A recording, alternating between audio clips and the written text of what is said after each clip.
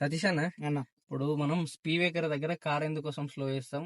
Car jump కాకుండా ఉండడం కోసం స్లో చేస్తాం. అవును అంటే ఎత్తేయకుండా ఉండడం కోసం స్లో ఎత్తేయకుండా. చేస్తాం. అవునన్న అంటే ఎత్తేస్తే మనకు దెబ్బ తాకడం, లేకపోతే కార్ డ్యామేజ్ అవడం ఇట్లాంటివన్నీ జరగొద్దు, ఆ, కార్ ఎత్తేయద్దని స్లో చేస్తాం. అవును అంతేనా? అంతే. అయితే ఇప్పుడు మనం కార్ స్లో చేస్తున్నాం అంటే ఆ స్పీ బ్రేకర్ దగ్గరకు పోయినాక స్లో చేయాలా, స్పీ బ్రేకర్ దాటిన తర్వాత స్లో చేయాలా, స్పీ బ్రేకర్ కంటే ముందు స్లో చేయాలి?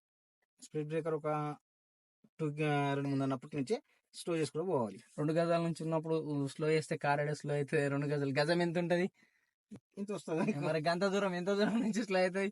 ఎప్పుడైనా సరే స్పీ బ్రేకర్ దగ్గరకు పోయినాక బ్రేక్ వేయద్దు, దూరం ఉన్నప్పటి నుంచి స్లో చేయాలి. ఓకే ఓకేనా? ఓకే స్పీ బ్రేకర్ అక్కడ దూరం ఉంది, ఒక 50 మీటర్స్ డిస్టెన్స్ ఉంది అన్నప్పటి నుంచి ఇక్కడ నుంచి స్లో చేసుకుంటే వెళ్ళాలి మెల్లగా. ఓకే సరేనా? దూరం ఉన్నప్పటి నుంచి స్లో చేసుకుంటే వెళ్ళాలి, దగ్గరికి వెళ్ళిన తర్వాత స్లో చేయొద్దు. ఓకే. సరేనా? అది కొంచెం దూరం ఉంది, మనకు ఒక 50 మీటర్స్, ఇప్పుడు ముందు చెట్టు ఉంది, ఉందా? ఉంది. ఆ చెట్టు దగ్గర స్పీ బ్రేకర్ బ్రేకర్ ఉందంటే బ్రేకర్ ఈ దగ్గర నుంచి స్లో చేసుకుంటా చేసుకుంటూ పోవాలి. ఓకే ఓకేనా? ఓకే అన్న. అర్థమైందా?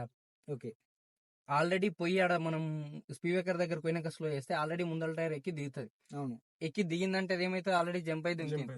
జంప్ అయి దుంకిన తర్వాత నువ్వు కార్ స్లో చేసి ఏం లాభం? ఇవి లాభం లేదు, అది యూజ్ ఉండదు కదా. యూజ్ ఉండదు, waste. కాబట్టి నువ్వు జంప్ అయిన తర్వాత కార్ స్లో చేయాల్సిన అవసరం లేదు. జంప్ కాకన్నా ముందు స్లో చేయాలి. అంటే ఓకే. స్పీ బ్రేకర్ ఎక్కకన్నా ముందు మన కార్ స్లో కావాలి. ఓకే అన్న. సరేనా? ఓకే సరే అన్న. ఎప్పుడైనా సరే స్పీ బ్రేకర్ ఎక్కే కంటే ముందే స్లో చేయాలి. ఓకే. ఎక్కిన తర్వాత స్లో చేసి వేస్ట్. సరే అన్న. అర్థమైందా? సరే స్పీ బ్రేకర్ ఆడుందంటే ఈ నుంచి స్లో చేయాలి ఎప్పుడైనా సరే. Okay right. Right. Done. Thank you. అర్థమైంది. Okay okay.